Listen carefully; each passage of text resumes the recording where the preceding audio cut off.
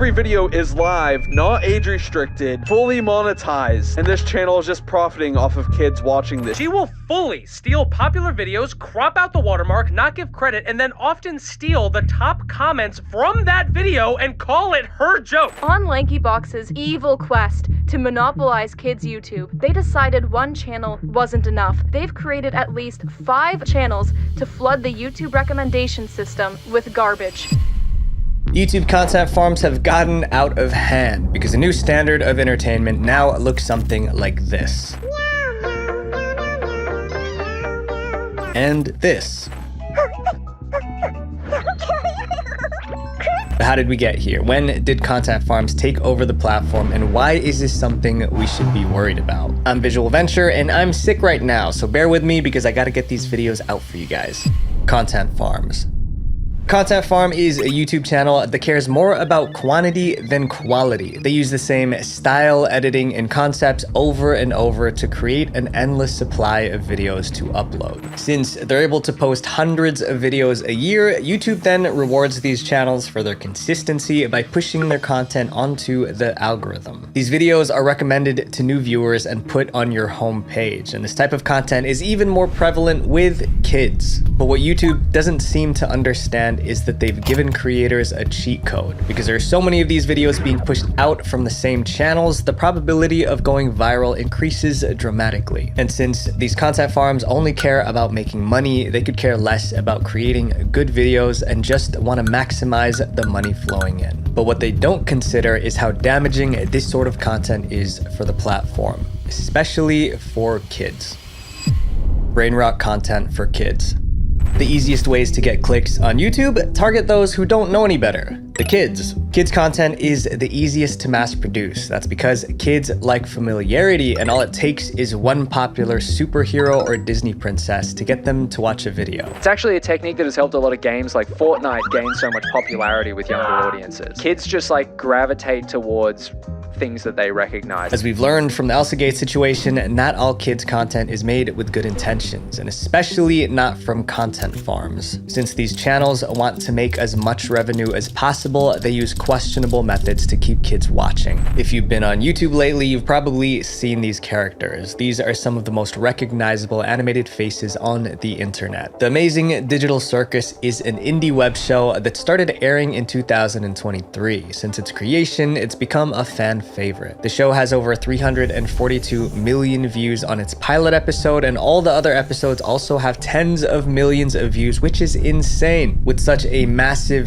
viewer base, a ton of fan-made content has started popping up on YouTube. Animations of the Amazing Digital Circus have flooded YouTube, with some channels gaining millions of subscribers just from these fan-made videos. Although the Amazing Digital Circus is more suited for a slightly older audience, it's become insanely popular with the kids. That's because of the fan-made animations who use clickbait titles and raunchy thumbnails to draw in younger viewers. This channel has 2 million subscribers, and it's all just comic dubs, content farming, digital circus. Dude, what is this? What the hell is this? Another fandom facing the same problem is Poppy Playtime, which is a horror game that went viral online, earning it over 77,000 reviews on the gaming service Steam and a rating of 9 out of 10. But like Digital Circus, its online reputation was ruined because of fan-made content that's turned it from an indie success to the face of brain rot. These content farm channels post almost daily, if not multiple times a day, and all of their videos show these animated characters in inappropriate scenarios. Most commonly, these include shipping characters together or having characters fight each other. And all of these videos are animated in a way that is extremely disturbing for kids. And pretty much every video is live, not age restricted, fully monetized, and this channel is just profiting off of kids watching this. Look at this. Jack's palm knee because of Gangle's magic sketchbook. Not only are the videos and thumbnails suggestive, but the characters themselves are too. The original characters from Digital Circus and Poppy Playtime are usually aged up, and redrawn in ways to make them seem more human-like, specifically more grown woman-like, especially when it comes to certain features. And these two fandoms aren't the only ones that are dealing with this. Almost every single popular form of media has its own disgusting, kid-centric content farm. You got Minecraft, Fortnite, and Five Nights at Freddy's. While some can argue that this is all just another category of brain rot, the reality is much worse, because not only is this content inappropriate, but it's also encouraging kids to develop some horrible interests. These are all you see on websites like DeviantArt. There's no way that exposing kids to weird content like this isn't contributing to that in any way. These content farms don't just ruin YouTube, but they also ruin the innocence of kids watching their videos. Since they're so accustomed to seeing inappropriate scenarios on screen, they've started to accept this kind of behavior and want to see it more. Once adults started finding these videos, they began reporting them to YouTube. But the problem is that even if YouTube deletes the videos or even the channel, other ones are created and post the same content again. These content farms have mastered how to get the most out of the algorithm, so even if they start from scratch, their content just pulls kids in. By using questionable thumbnail and retention techniques, they manipulate kids into increasing their views, comments, and likes. This causes YouTube to push their videos out to more and more people. What? Help me! A call to action is me asking you to check out my video on the disturbing rise of brain rot content, where I dive deep into these creepy animations. But what these other channels are doing is something else entirely. They know that their audience is primarily kids who will do almost anything they say if they make it convincing enough. That's why these content farms are able to rake in so many views, because they put in stuff like this. Help me, help me. By creating CTAs like these, it makes kids think that they have an impact on the video's storyline, kind of like in Dora the Explorer, where you say swipe or no swipey. As a kid, I genuinely thought that I was helping Dora by saying that. These likes boost their videos to even more feeds. It's an endless cycle. These content farms even use their comments to their advantage. On alternate accounts, they'll make comments like if this video should be banned, or use my comment as a WTF that I just watched button. By pretending like they're criticizing the video, they're able to get people to upvote their comment. I think their idea is if the algorithm sees any sort of interaction on a video, even negative, the video performs better. And it seems to work for them. The harm of content farms isn't just restricted to animated content, because this next form of content could be just as damaging. The dark side of reaction content.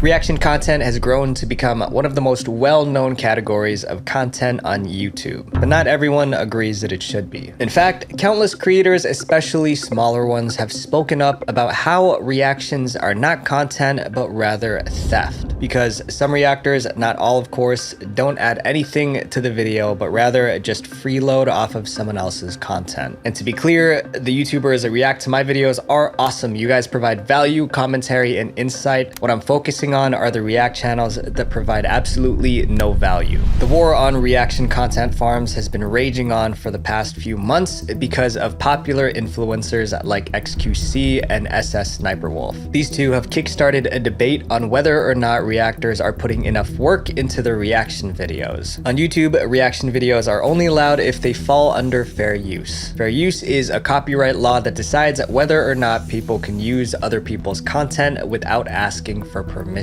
React videos only fall under fair use if the reactor has transformed the content enough to make it their own. Usually they do this by adding a ton of original commentary. For a while, reaction content has been considered fair use, but now that's changed. Some YouTubers are now arguing that some of these videos don't transform anything. Instead, they're practically re-uploads from the original creator. With almost 35 million subscribers, SS Sniper Wolf is one of the most famous YouTubers ever, but she's also one of the most controversial. Many content creators believe she's the face of content theft on the platform due to her low effort and repetitive content. One of those content creators being Jax Films. Sniper Wolf has become known for her daily reaction videos where she reacts to compilations of TikToks and memes. But while she's built a huge audience, she's also grown a community of critics who believe that her videos are not original enough to be considered fair use. She doesn't make many comments on the videos that she's watching, and in some cases, she doesn't even react at all.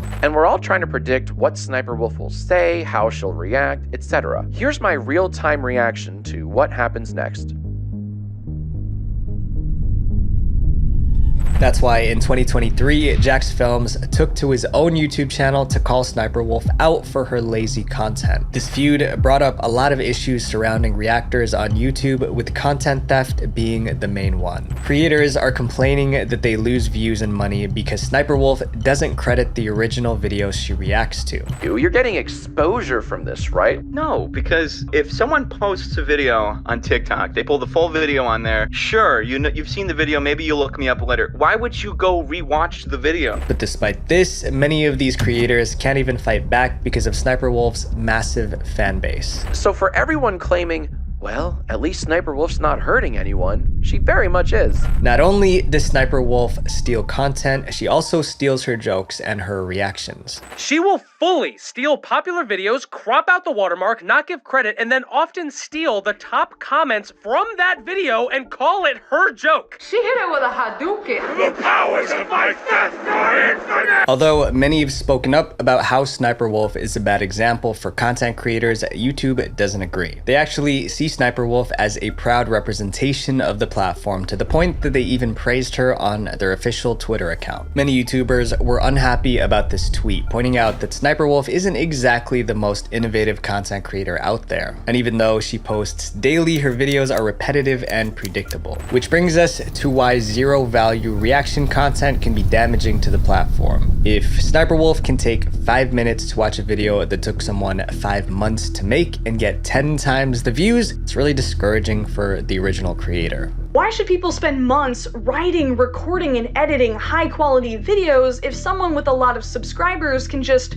clog up the watch page with derivative gunk and be patted on the head for their ingenuity? On the other hand, I will say that reaction content does help push out the original creator, but only if the creator is properly credited in the video. This is just an overview of the Sniper Wolf situation. You can check out my other video, Innocent Lives Ruined by Influencers, if you want to know more about the questionable things she's done. In the height of all the Jack versus Sniper Wolf drama came another controversy about reaction content. This time it came from famous live streamer XQC. Hello chat. Hello chat, I'm glad you just tuned in. On July 24th, 2023, XQC uploaded an almost 2-hour-long video onto his YouTube channel, which has over 2.3 million subscribers. The video was clipped from his Twitch live stream where he watched the video called The Kennedy Assassination by YouTuber Lamino. This controversial video once again opened the floodgates about whether or not reaction content is real content. Because in the 1 hour and 13-minute video, the most transformative part about it was him leaving to take a bathroom break. XQC's video is almost exclusively just him watching the entirety of another person's 90-minute video. This triggered an influx of backlash from other YouTubers who accused XQC of free riding off of another creator's hard work, all while reaping financial rewards via clicks and ad revenue. This controversy stirred a debate between streamers and YouTubers, with XQC and Mudahar from Some Ordinary Gamers at the forefront. On July 28th, Mudahar posted a tweet calling XQC's Lamino reaction video garbage. This launched an entire internet feud between the two creators, with XQC defending his actions by saying he was simply watching a video that he liked with his viewers. Mudahar wrote a lengthy reply explaining that the problem wasn't that he live streamed the reaction, but rather he uploaded it to YouTube with the exact same title as the original, barely adding any commentary. By doing this, XQC could take views away from the original creator. The two went back and forth for days, while other creators started choosing sides. On August 1st, 2023, YouTuber Neo Explains posted his own tweet about XQC's pattern of content theft. He uploaded a clip of XQC doing a reaction to his own video. In the clip, XQC leaves the room 5 seconds into the video, leaves it playing, and comes back 10 minutes later to make a parody reaction.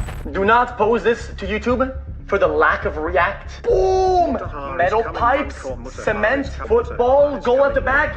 Wait a minute, chat. Wait a minute, chat, hold up. I think this is a very rare copper alloy right there, chat. 3 days later, Ethan Klein from H3H3 also joined the discussion, tweeting out that XQC is a content thief. This led to a live stream debate between Ethan and XQC. In the debate, XQC brought up other live streamers like Hassan Abi, who also re-uploads their live stream reactions to their YouTube channel. But Ethan was quick to come to Hassan's defense, reading out a message he got from a content creator that both Hassan and XQC have reacted to. When XQC does it, it's different. When he watches my video, he always re-uploads the whole thing on his YouTube channel with his insightful commentary as, wow, chat, isn't this crazy? Compared to when Hassan watched my stuff, he shouted me out and he says he loves my stuff and he sent a bunch of subscribers to my channel. The debate dragged on for over 3 hours with little progress and things got personal and heated. Frustrated, Ethan left the stream abruptly and soon after shared DMs between him and XQC.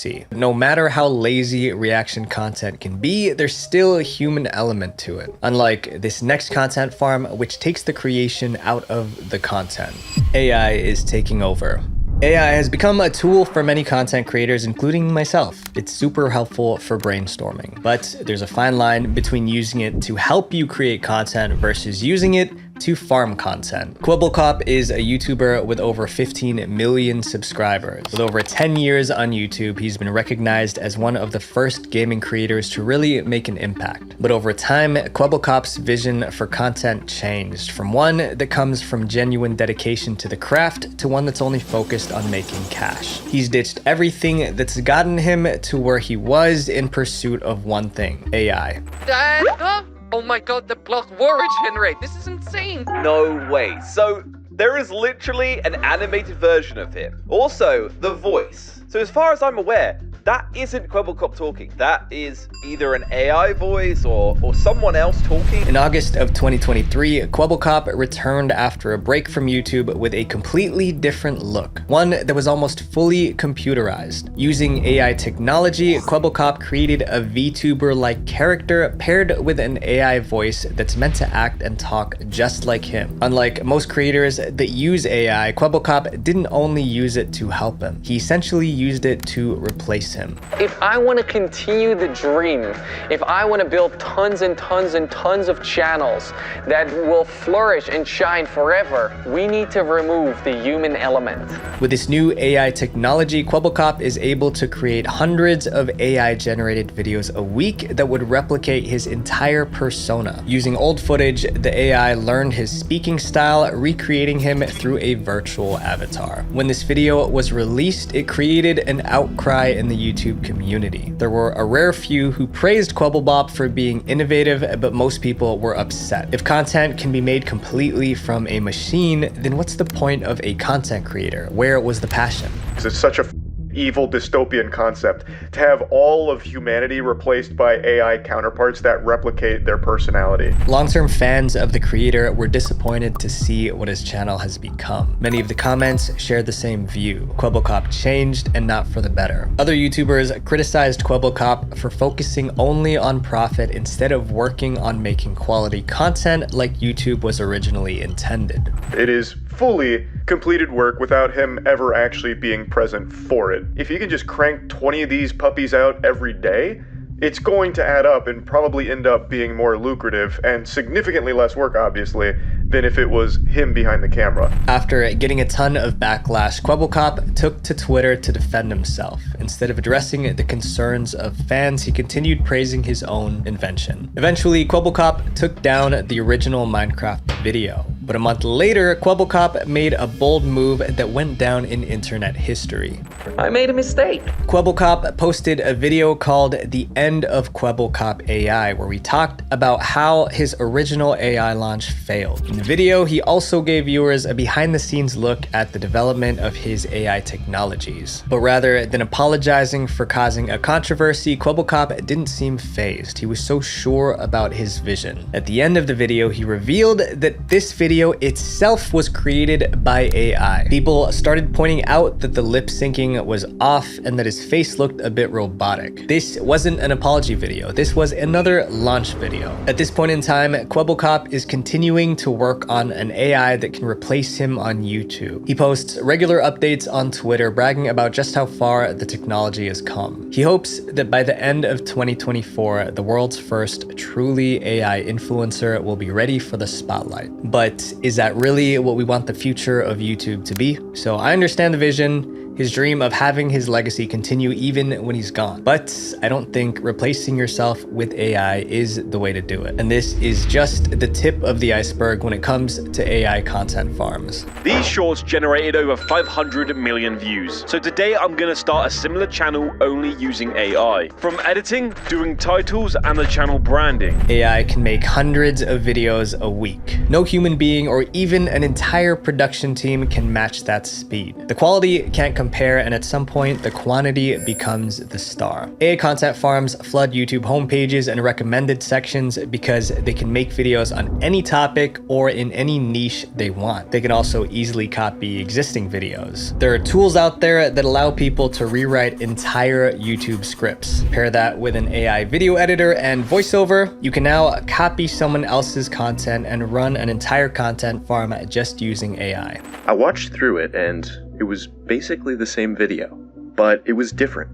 The visuals were all crappy stock footage. The writing was stilted, and it felt like he was just reading Wikipedia. YouTuber Duncan Clark shared the story about how he found an AI content farm that was copying his channel. His original video had over 1 million views. The channel Apperception copied his entire video, only slightly changing the title and the thumbnail. After going through the copycat's channel, Duncan realized that all of their videos were stolen from other creators. That channel did end up getting deleted, but this is a widespread problem on YouTube. On Reddit, there's been a rise of smaller YouTubers complaining about their content being stolen by AI content farms. Truth is Fiction is a YouTuber who runs a zoology channel with 23,000 subscribers. On his Reddit post, he talked about how he created a video on a very niche topic but found a copycat just weeks later. Upon watching it, he realized that the video was almost entirely filled with AI generated images, and his script was stolen with only a few things reworded. At least in Duncan's case, he has an audience to back him up when trying to take these content farms down, but for smaller channels like Truth is Fiction, they may not be able to do that. I feel his pain. I mean, there are people that copy our content all the time. Literally, they steal exactly what I say in the video. I mean, we put weeks into one video for someone to just steal it so fast. But there are other channels that don't use AI to steal. Instead, they use AI to farm stories. It has got more than 4 million views in the last 30 days. The channel has uploaded only 70 videos, and it has gained almost 100,000 subscribers in just 4 months. AI story times have become one of the fastest growing genres of content farms. These channels can pump out hundreds of videos just by using ChatGPT chat prompts and AI voiceovers. And it's not like with Ray William Johnson where he has AI generated images but still implements his own narration. No, these videos are entirely generated by AI. By using AI to fully create their content, these content farms are able to focus on mastering YouTube's algorithm. Content farmers spend a lot of time on SEO optimization, watching trends, finding niches, and scanning analytics, the boring stuff. And they're able to spend a lot more time doing this than ordinary creators because they don't actually have to do anything else.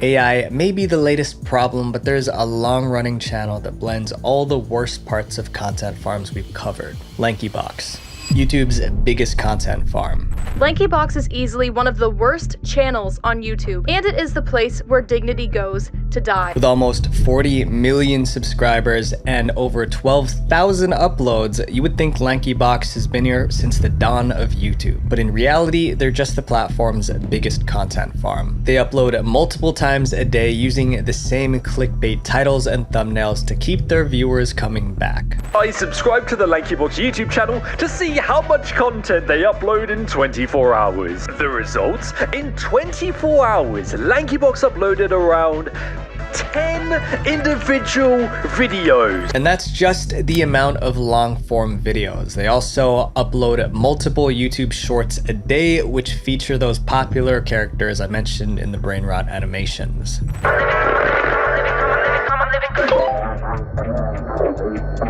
The problem with LankyBox is that it's clear their channel is entirely made for profit. Not only do they upload hundreds of videos a month, they also have multiple channels. On LankyBox's evil quest to monopolize kids' YouTube, they decided one channel wasn't enough. They've created at least 5 channels to flood the YouTube recommendation system with garbage. Basically, they're trapping kids in LankyBox jail. Their videos, like most brain-rot content farms, have no actual substance to them. The duo behind the channel, Justin and Adam, use every tactic possible to appeal to their kid audience. Despite Justin and Adam's popularity with younger audiences, their videos provide little to no value for them. Their content is characterized by screaming gibberish words and an over-the-top editing style that's meant to keep a kid's attention. I think we should call Garden a Bam Bam. And Melina will actually talk to me.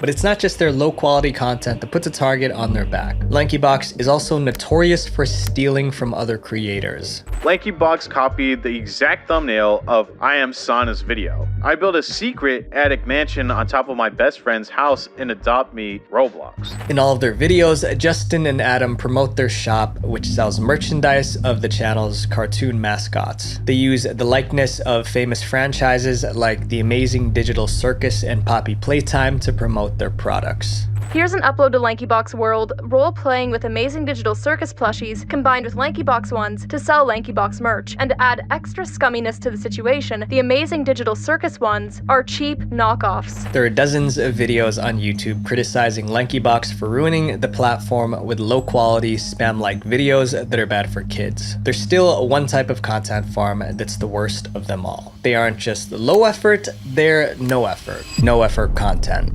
Scrolling through YouTube Shorts, you'll see a ton of videos featuring popular influencers. Usually, these come in the form of compilations or highlights, but 9 out of 10 times, when you click on the video, it's not from the actual influencer. That's because the biggest content farm on YouTube is not low-quality content, it's stolen content. Many people have found that the secret to success on their platform is to use a popular person's likeness. That's why many YouTube Shorts channels have started combining other people's content and AI to mass produce viral videos. Using this method, there's practically zero work needed to make this type of content. I made 100 podcast shorts in less than 10 minutes using AI, hoping to crack the YouTube Shorts algorithm, go viral, and start making that easy YouTube money. It's funny because like multiple people were like, oh, your videos popped up on my TikTok feed. I was like, I don't even use TikTok. And sure enough, someone stole our video and got millions of views. And small creators aren't safe either. When their videos go viral, content farms often swoop in,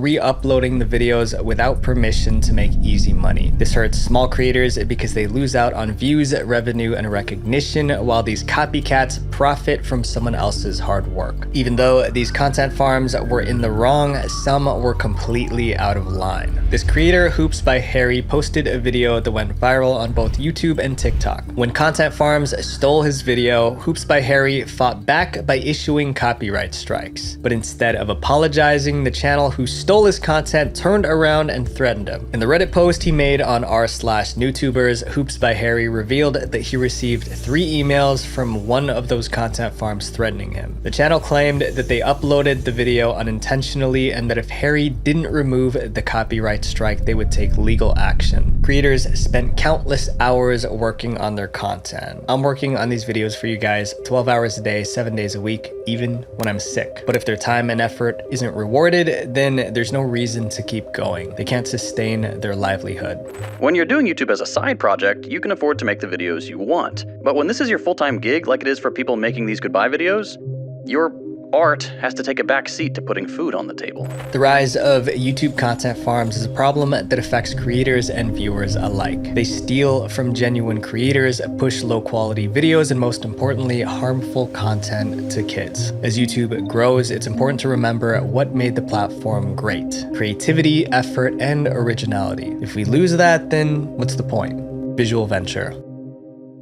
If you guys like this video on content farms, you'd probably like my video on the disturbing rise of brain rot content for kids. Make sure you guys subscribe and then click here to watch it. Love you guys. Peace. Man, this movie, it's just too much. Yeah, the writers are on the set. These are twisted minds to come up with stuff like what we just saw. Do you fear what's that? their deal? Yeah. There's more killing in this movie than I think any movie I've ever seen.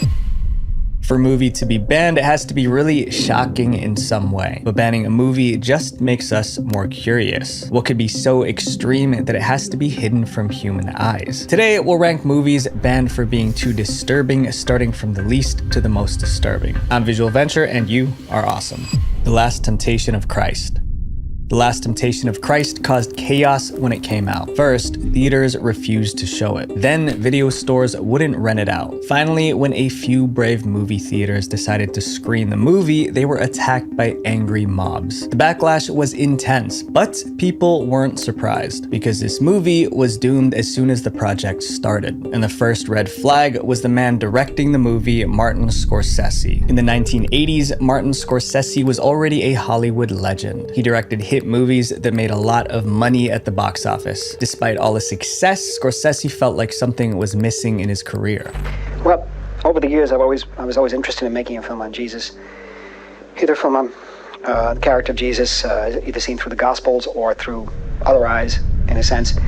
But Scorsese didn't have a resume for a religious film. His previous movies were mostly about violence and crime. One of his movies, Taxi Driver, was so disturbing that it inspired someone to become an assassin. Scorsese was the last person anyone expected to direct a religious film, but against all odds, he did it. In 1988, he released The Last Temptation of Christ. But when the film premiered, audiences were shocked by what they saw on screen. The movie opens with a disclaimer. This film is not based on the Gospels, but upon the fictional exploration of the eternal spiritual conflict. But that warning wasn't nearly enough to prepare people for what they were about to see. At first, the movie follows the normal Bible story. Jesus is baptized, starts preaching, gathers disciples, and performs miracles. They'll have the real value, the value of love, to love, share, and comfort. They'll have the courage to do the good. Jesus knows that it's his destiny to die on the cross. Then the story takes a bizarre twist. Someone suggests to Jesus that he doesn't have to sacrifice himself on the cross. Instead, he could have a normal life, marry, have kids, and live happily ever after. I admit it. I'd like it, but I'll never have it. Listen, if you really want God, don't spend your time in the desert. He's not there. He's right here. Read your scriptures. God doesn't want you to fast and pray. He wants you to make children. At first, Jesus resists the idea, but as time goes on, the temptation becomes harder to ignore. When I see a woman, I blush and look away. I want her, but I don't take her for God. Eventually, the devil tricks Jesus into abandoning his divine mission. In this alternate version of the story, Jesus steps down from the cross and starts a new life. He marries Mary Magdalene, and they're happy together. There's even a scene of them consummating their marriage. Years later, as an old man, Jesus regrets giving up the cross. He kneels down and prays, begging God for a second chance to become the Messiah. I didn't fight hard enough. Give me your hand. I want to pay the price. In a dramatic twist, the movie ends with Jesus back on the cross, completing his sacrifice for humanity. Scorsese and his team spent $7 million on the film, going all out to make it a success. But when it finally premiered in August 1988, viewers couldn't stand it. Christian groups called the film disrespectful and blasphemous. What really set them off was the scene of Jesus getting intimate with his wife. But the backlash didn't stop the studio from promoting the film. So some angry people took matters into their own hands. 2 months after the film was released, a Christian group set a movie theater on fire for showing the film. Around that same time, the director Martin Scorsese started getting death threats. It got so bad that he hired bodyguards to keep him safe for years. Religious groups staged protests that went on for weeks. Their efforts paid off. Many theater chains refused to screen the movie. Additionally, many religious countries, including Greece, Argentina, and Mexico, banned the film. 30 years have passed since the movie came out, but to this day, The Last Temptation of Christ remains one of the most controversial banned movies ever made. This next film had a lot of famous actors, but the ideas in the movie were dangerous for society. Natural born killers. Natural Born Killers wasn't banned because people hated it. It was banned because they liked it too much. Some people even wanted to act like the characters in the movie. But if you know anything about the film, you'll understand why anyone imitating it was a recipe for disaster. Natural Born Killers is a romantic crime action film from 1994. The movie follows the story of Mickey Knox and his girlfriend Mallory. Both of them come from deeply troubled families, but when they meet, it's love at first sight. Who are you? Mickey, who are you? I'm Mallory. It seems like a typical love story. Mickey and Mallory even make plans to run away together. That's when the movie goes from romantic to disturbing. Mallory doesn't like her parents because of how they treat her. Before she and Mickey hit the road, they end Mallory's parents' lives as an act of revenge. After the crime, the couple has an unofficial marriage ceremony on a bridge. You marry me? Of course I'll marry you. I've been waiting for you to say that for so long. As husband and wife, they journey across the country, but it's going to be a horrifying journey. As Mickey and Mallory move from place to place, they leave a trail of bodies behind. In one scene, they eliminate everyone in a diner just for fun. Soon, they realize they've claimed 52 victims in New Mexico, Arizona, and Nevada. The police launch a manhunt to catch them. Mickey and Mallory's faces are everywhere on TV and in newspapers. The police expect the public to help them track down the fugitives, but the opposite happens. Instead of seeing Mickey and Mallory as villains, the media turns them into idols. TV reporters romanticize their crimes. One journalist named Wayne Gale takes it even further. On a show, Wayne portrays the couple as rebels fighting against a broken system. To tell the tale of Mickey and Mallory. Thanks to the media, Mickey and Mallory become full-blown celebrities. However, they don't get to enjoy their newfound fame. After a violent shootout with the police, the couple is arrested and sent to prison. But even behind bars, their fame doesn't fade. Reporters are desperate to interview them. After spending a year in jail, Mickey and Mallory somehow manage to break out. After all their crimes, the film ends with Mickey and Mallory walking away without any consequences. I'm on mission. Come on, let's go. Okay, baby. Natural Born Killers premiered in August 1994, and it was an instant hit. During its open weekend, it went straight to #1 at the US box office. It made $110 million on a $34 million budget, which was a huge profit. However, the film's popularity soon became a curse. Copycat crimes in real life started happening across the country. The criminals behind these attacks said the film inspired them. One even dressed like Mickey Knox during his crime. Another group of real criminals codenamed their attack NBK, which stands for Natural Born Killers. People started accusing the movie of sending the wrong message, that breaking the law was somehow cool. The ending, where fugitives walk away free, was the worst part. But according to the director, that was the exact opposite of what he was trying to portray. The film was meant to criticize how the mass media sensationalizes crimes just to boost ratings and get more views. It was supposed to inspire change, not violence. However, because people lost their lives in these real-life copycat crimes, the film developed a dark reputation. Eventually, because of the film's violent content and negative message, it was banned in Ireland and the Philippines. And maybe banning it was for the best. This next movie doesn't have any violence or disgusting scenes, but it was still banned in multiple countries. The question is why? The Gods Must Be Crazy. The Gods Must Be Crazy was supposed to be a comedy, but instead of making people laugh, it made them mad. But unlike other banned films, it wasn't the visuals that shocked people, it was the story itself. The Gods Must Be Crazy is a South African film from 1980. The story begins when a pilot flying over the Kalahari Desert throws a Coke bottle out of his plane. The bottle falls through the sky and lands in the desert perfectly intact. An African tribe called the San people finds the bottle, and since they've never seen a bottle before, they think it's a magical object. When something falls from the sky, it can only have come from the gods.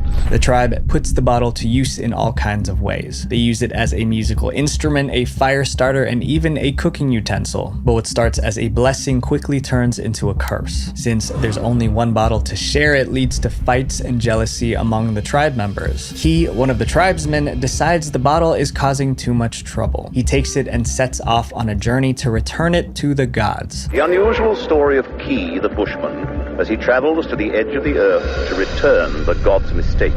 Along the way, Key meets new people, gets into strange situations, and has many adventures. The film ran for 109 minutes and cost $5 million to produce. When it was released in September 1980, it didn't disappoint. The Gods Must Be Crazy slowly became a worldwide hit. It was the most financially successful South African film ever produced at the time. It earned about $200 million worldwide and was translated into multiple languages.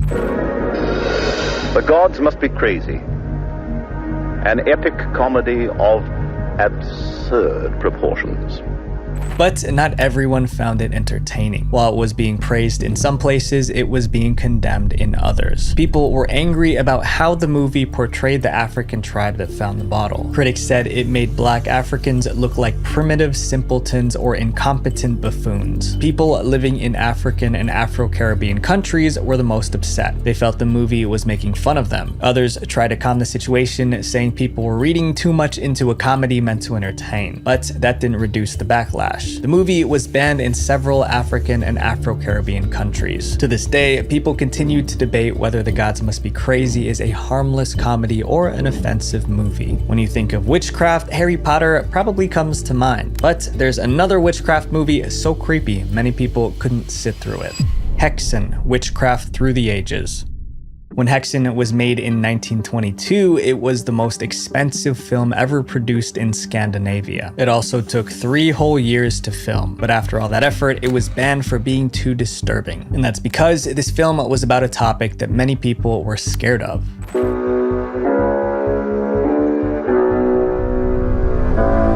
Hexen is a horror film that explores the history of witchcraft. The film is split into several parts, each dividing into a different aspect of the subject. It was directed by Benjamin Christensen. To prepare for the film, Christensen read an ancient book about how to identify, hunt, and capture witches. During filming, he went to extreme lengths to make everything feel real.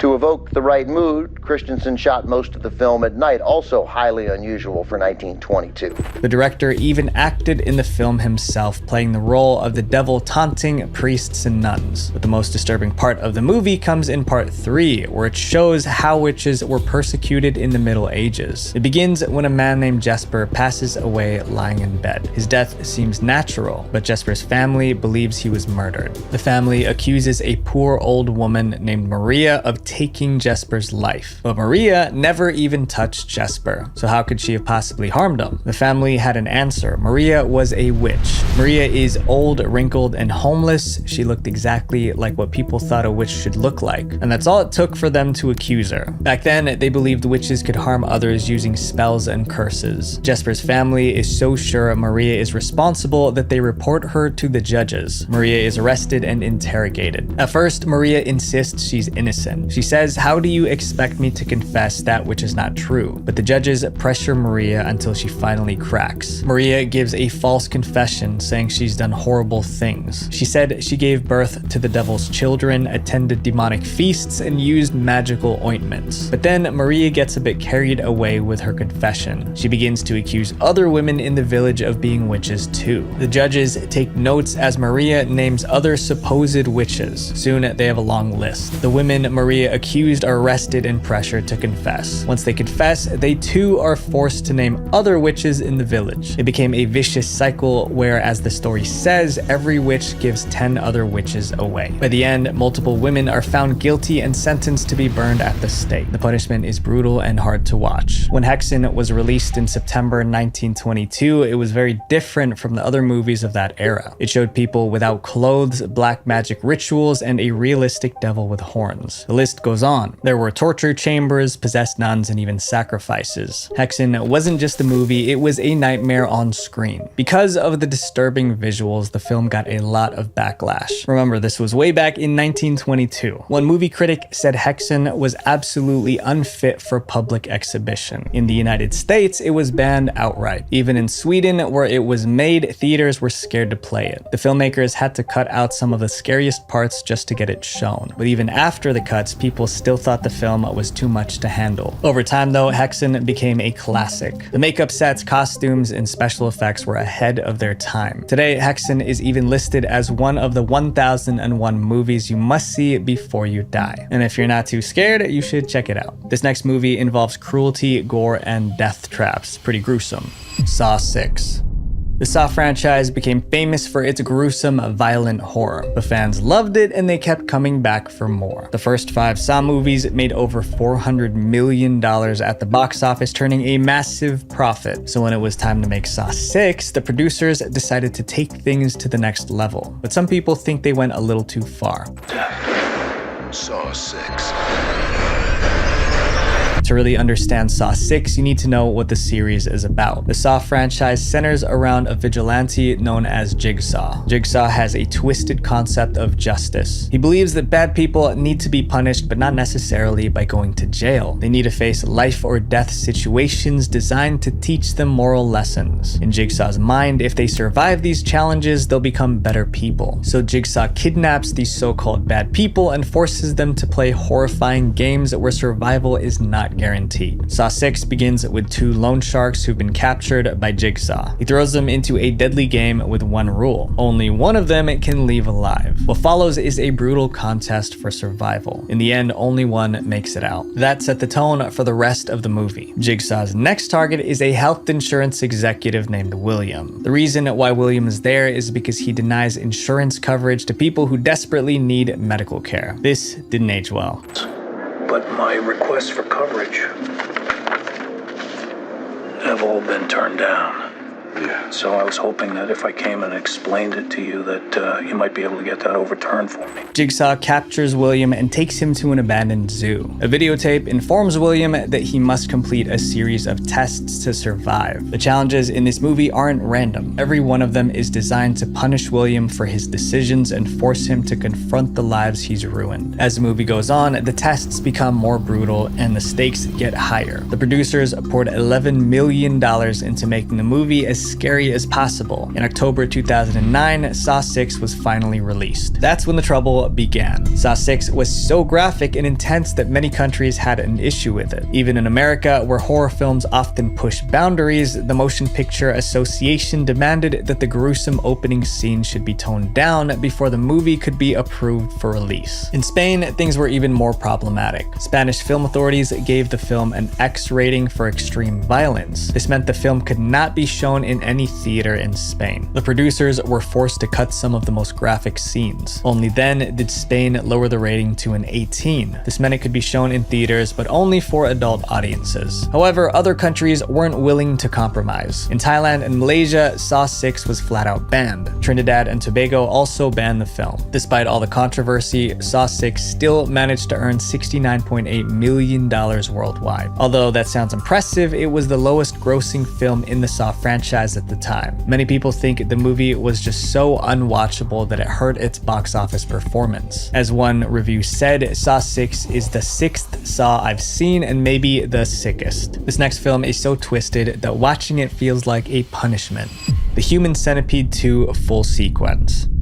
Before any movie can be released in the UK, it has to be approved by the National Film Board. It's a standard process, but when the Human Centipede full sequence was submitted for approval, the authorities didn't just reject it. They said it was just too horrible to show. Usually, a rejected movie can cut out the bad scenes and reapply for approval, but not this time. The board said that no amount of cuts would allow them to give this film a certificate. So what was in this movie that caused such an extreme reaction? The Human Centipede full sequence is about a man named Martin Lomax. Martin is a security guard who works in an underground parking garage. But Martin has a secret obsession. He wants to create something called a human centipede. It's a twisted concept where multiple people are stitched together to form one long, crawling creature like a centipede. He got the idea from a movie he watched. Martin is so fixated on this idea that he even tells his mom about it. Obviously, she thinks he's out of his mind.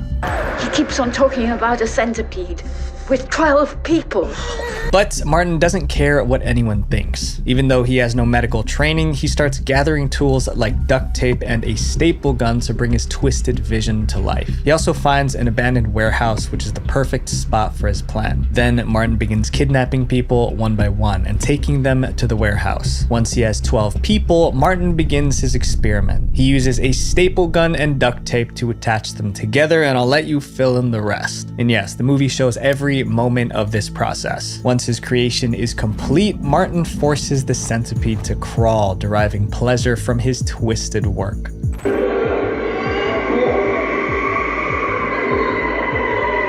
But his experiment doesn't go as planned. The centipede begins to fall apart because people can't be attached that way. Disappointed by his failure, Martin snaps. He starts to get physical with his captives, but during the scuffle, Martin gets hurt. At that moment, the scene suddenly changes. Martin is back in the underground garage where he works, sitting at his desk like nothing happened. It seems everything the audience just saw was a dream. After filming Wrapped, the editors spent months piecing everything together. The final product was 91 minutes of pure horror. The film didn't have a lot of dialogue, mostly screams and whimpers. Then they submitted it to the British Board of Film Classification for approval. But instead of getting approval, they got condemned. The UK Film Board flat out refused to give the film a certificate. They claimed the movie posed a real risk to cinema goers. The look and atmosphere of this movie are disgusting.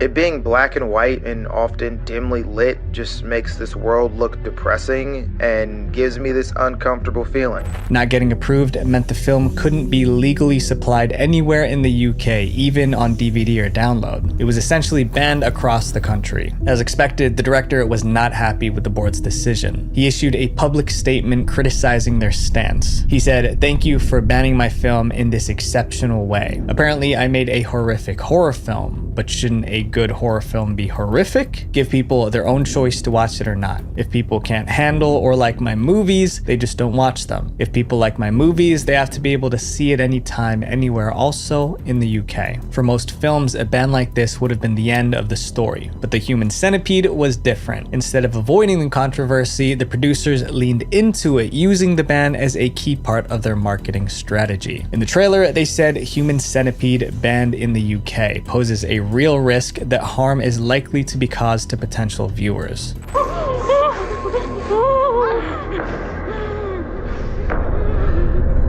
All the controversy made people in the UK more curious about the movie. They wanted to see what all the fuss was about. Even though the film couldn't be legally sold or shown in the UK, the internet was impossible to control. Thousands of Brits found ways to watch it, either by ordering import DVDs or streaming it online. Meanwhile, The Human Centipede premiered in other countries where it was not banned. As moviegoers entered theaters, they were given barf bags just in case the film made them throw up. Some theaters even parked ambulances outside in case viewers fainted in shock. During one premiere, the movie affected a woman so much that paramedics had to assist her. One movie critic who saw the film summarized it in this way: "It's not really a film one can or should enjoy. Sometimes just hearing a movie title is enough to tell you it's going to be disturbing." This next banned film is a perfect example of that.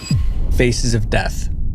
Faces of Death is a film most people cannot handle, and in 1985, a teacher learned that lesson the hard way. In June of that year, a math teacher in California decided to show this film to a bunch of high school students. But two of the students who watched the movie were so affected by it that they developed an unnatural fear of dying and suffered emotional distress. Their families were so mad they sued the school district. In the end, the district had to pay a $100,000 settlement to the two families. That's how serious this apparently was. But what was in this film that made it so unbearable to watch? Faces of Death is a 1978 film that explores the topic of death, but it doesn't just talk about it, it shows it. Now, a motion picture dares to take you beyond the threshold of the living, where you may discover your own face of death.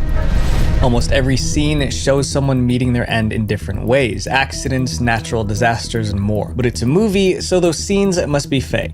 right? Well, approximately 60% of the film shows actual deaths caught on camera. The producers brought this footage from news stations, medical researchers, and even morgues. But the fake scenes weren't any easier to watch. They were so realistic that viewers couldn't tell the difference from the real footage. To achieve this, the producers studied crime scene photos to make sure their special effects looked exactly like the real thing. Faces of Death is split into different sections. One segment features an interview with a hitman where he speaks about taking lives like it's nothing. Another scene shows a gunfight between a SWAT team and an armed criminal. There's even a segment about animals. The film runs for 105 minutes, dragging viewers through one disturbing scene after another. However, the movie tries to end on a positive note. The final scene shows a mother holding her newborn baby, almost as if the filmmakers were trying to calm the audience after all the unsettling content they just watched. The film was released in November 1978, and the public reaction was explosive. Given that most of the scenes were real, viewers felt the movie crossed every possible line. One reviewer described the film as crude, tasteless exploitation footage. He ended by saying people should be ashamed to watch this garbage. As the complaints piled up, the movie was banned in about 46 countries. In the UK, Faces of Death was placed on the video nasty list. This meant it was illegal to sell or rent the film there. Australia and New Zealand followed suit, banning the film in the 1980s. Over time, some countries lifted the bans, but even in places where it's allowed, the film has a dark reputation. And honestly, most people wouldn't dare watch it even if they were given the chance. Movies influence us more than we realize. Watching too much graphic content can actually desensitize us to it, which is sometimes a scary thing. My friends, choose very wisely what you watch because it matters way more than you think.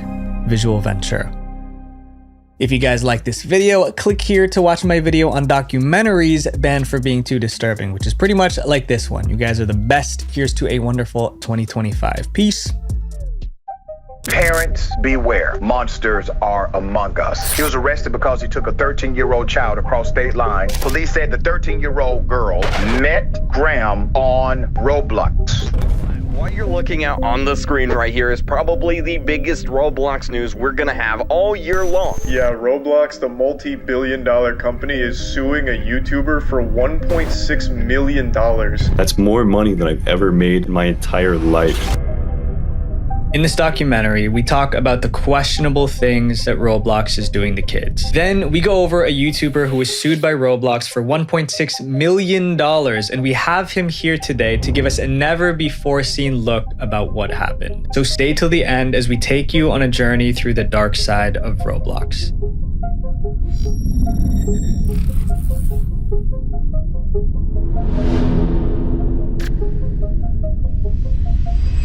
Let's say you have an idea for a game. Maybe it's a quest from a beautiful princess to slay a monster, or an adventure through the galaxy in a spaceship. Whatever it is, there's a problem. It's going to be hard to make. You have to model that monster, place each star in the galaxy, and code everything from scratch. And that's if you know where to start. But what if I told you that you could easily start building your game right now? Well, you can. Welcome to Roblox. You might be thinking, Roblox is just a kid's game, right? Well, this kid's game is home to a massive adult player base. But when there are adults on a platform initially intended for kids, as you'll see in this video, terrible things can happen. You have Roblox games that expose kids to things even I shouldn't see. And of course, there are preds reeling in their young victims. So how did this happen? This is Eric Castle and his friend David Baszucki. They met in the late 80s when Eric was working for David's company, Knowledge Revolution. In 1989, they released a program called Interactive Physics. It was a game that would let you create your own physics experiments in 2D. It was a huge hit. The company was sold for $19.2 million, but they didn't stop there. Looking back, they realized that the game was a hit with kids. So in 2004, they decided to make another game. A game that would give players the tools to make whatever they want. And the way they did this was genius. They made this game run on a coding language called Lua, which is one of the easiest codes to learn. Why? Because they were not only making a game, but a virtual game studio so that anyone who learned the simple code could make games themselves. But that's not the genius part. This meant that David and Eric never had to create a single game. They could sit back and watch as young developers created more and more games on the platform. And this platform is Roblox. It was brilliant. at least at first. Millions of kids go on Roblox every day to play with their friends, but over time the site has changed, and not for the better. This former kids game now has a huge adult player base, and a lot of the games created are just disgusting. From games that make kids gamble to fetish games.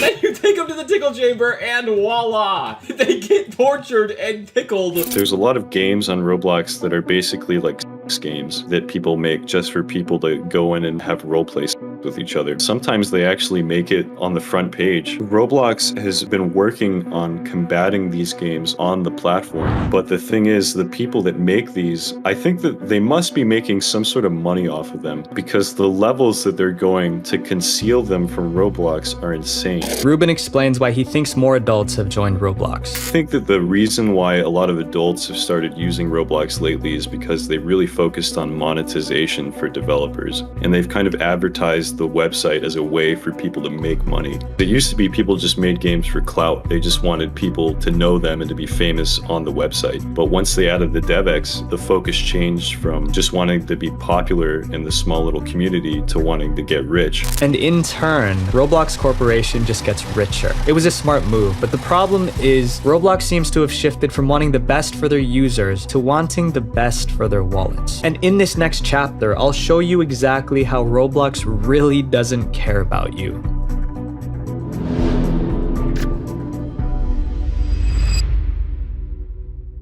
Roblox says that their mission is to connect billions of people with optimism and civility. They enable anyone to imagine, create, and have fun with friends. The statement is crucial because this is Roblox promising its incredibly young users that they have the power to create anything. So how true is this? So what if you want to customize your character on Roblox? When you go through their catalog of items, a lot of the items are free. But what if you want something cooler than just hairstyles and a trench coat? Well, you need Robux. Robux is the currency on Roblox. Almost every item in the catalog requires you to spend at least 10 Robux. So how do you get them? Can you earn them through playing? Rarely. For the majority, it costs real money. The lowest amount you can pay on the Roblox website is $5 for 400 Robux, which isn't much when you realize that a lot of items are over 100 Robux. But it's not just items users are paying for. Creators have the ability to give their games their own game passes that cost Robux. And some games require you to buy a game pass before you can even play them. But creators have it bad too. If a creator needed sound effects like sword slashes, there's a limit on how many audio files you can upload per month. A premium member can upload up to 100 files a month, but a non-paying user can only upload 10. That's less than the amount of sound effects used in the original Super Mario Brothers. This is just one of the many ways Roblox is telling us they don't care for people who can't fill their wallets. And it just gets worse. As a Roblox game creator, if you want your game to actually have players, Roblox makes you advertise. There's hundreds of ads for games all over the website. So how could your ad possibly be seen? You have to win an auction. So there's an advertising system on Roblox that works based off of bids, where you put a specific amount of Robux down and your ad competes with other people's ads and other people's bids. If a lot of other people are bidding on the same day that you want to advertise your game, your reach is going to suffer from that. So even if you do put your money forward, someone can spend more money than you and your chances are gone. And as far as Roblox is concerned, shame on you for not spending enough. There was even one instance where Roblox actually stole money from one of the games Ruben advertised. We were spending like upwards of 10,000 Robux, which is around $100 to advertise our game. And not only were we getting outbid by other games, but our ads were getting moderated after we posted them and got them approved by the moderators. So we upload an ad, a moderator sees it, says it's okay to appear on the website, and then we pay 10,000 Robux for a bid. And then after we pay that money, they come back and they tell us, oh, this ad's actually not appropriate and we're going to take it down and we're not going to give you your money back. And after this headache, if your game does become a hit, you get paid. But not much. For every 50,000 Robux you earn, you would get about 175 US dollars. But after we did the math, that's not even half of what 50,000 Robux is actually worth. On Roblox, every transaction that takes place between two users has a 30% tax attached to it, and they call that the marketplace fee. So most people are under the impression they keep 70%. of the money that they make off their game. And ultimately, what you collect when you cash out is closer to 25%. Roblox is underpaying its users by less than half of the amount they're owed. I mean, to me, it's pretty clear that Roblox doesn't see its users as people. To them, we're just walking money bags waiting to be emptied. It used to be a place where kids could express themselves and their ideas, but now it's become a trap, and kids are falling for it. The easy interface of the Roblox studio only takes hours to understand and maybe a month at most to learn the code it uses. But after hours and hours of making the game they've dreamed of, these kids are forced to fork over money they probably don't have to get people to play it, or else watch their game rot and die just like most of the others. What you're looking at on the screen right here is probably the biggest Roblox news we're gonna have all year long. Yeah, Roblox, the multi-billion-dollar company, is suing a YouTuber for $1.6 million. And it definitely ruined my Thanksgiving because the whole time I was having turkey with my family, I was just thinking, what am I gonna do when they're asking for $1.6 million? That's more money than I've ever made in my entire life.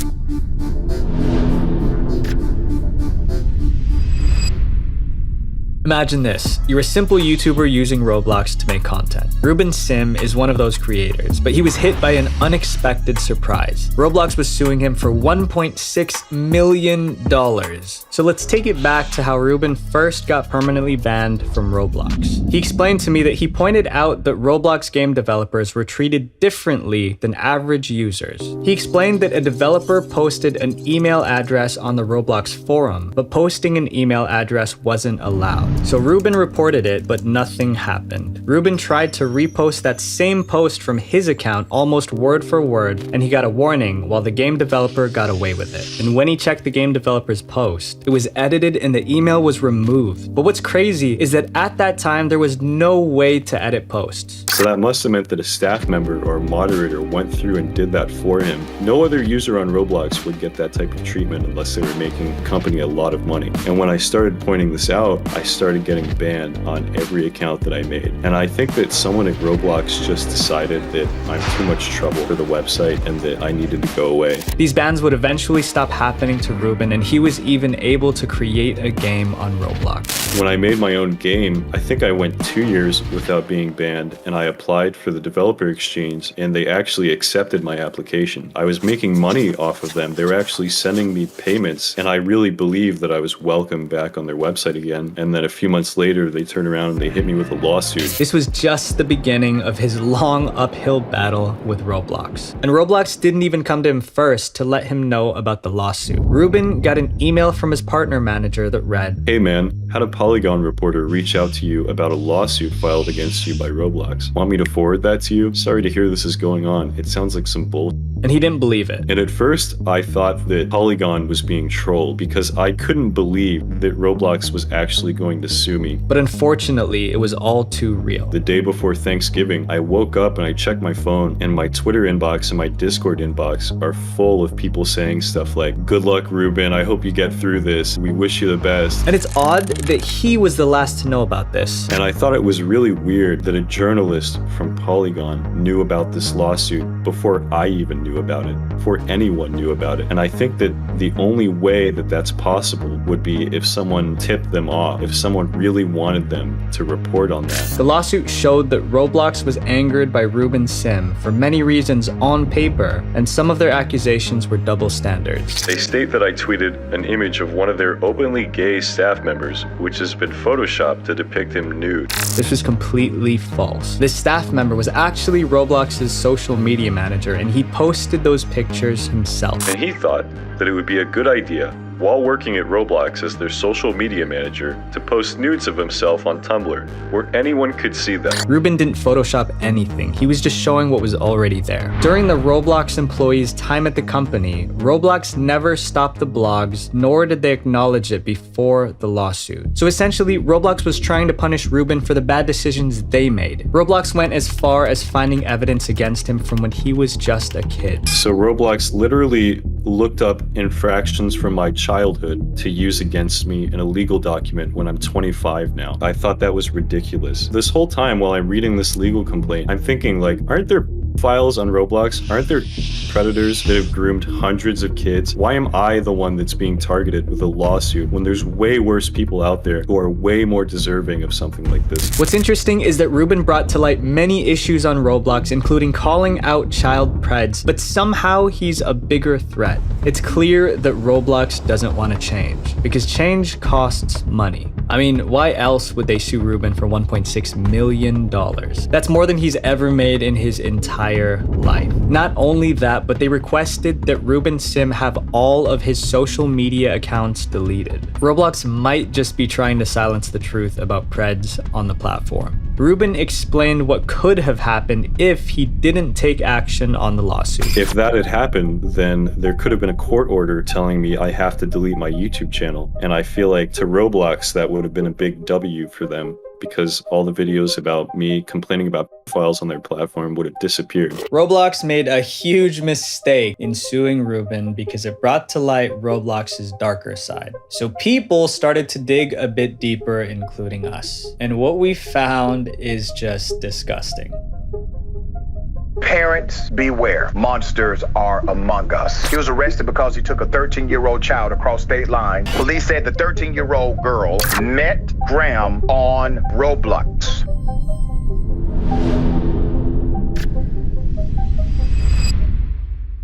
How can you tell that a person you're talking to online can be trusted? Especially one you just met. Roblox allows anyone to interact with anyone, and just as much as this site has brought kids together, it's also made them targets. When your platform is made and advertised for kids, people with awful intentions will flock there. And some of these horrible people will even climb the ranks and become some of the most influential people on Roblox. Mr. Obvious was a YouTuber who created animated skits using Roblox. Mr. Obvious was a bit of a celebrity on Roblox because back in 2013, he won a Video Creator Award from the company. Needless to say, he was widely respected until 2017. Ruben Sim was contacted by someone who claimed they had evidence that Mr. Obvious was grooming a 15-year-old girl while he was 22 years old. What Ruben discovered was horrifying. There were videos of Mr. Obvious touching himself, and he sent the videos to this girl and other children. So I want you to know that the bottom part here is really sensitive.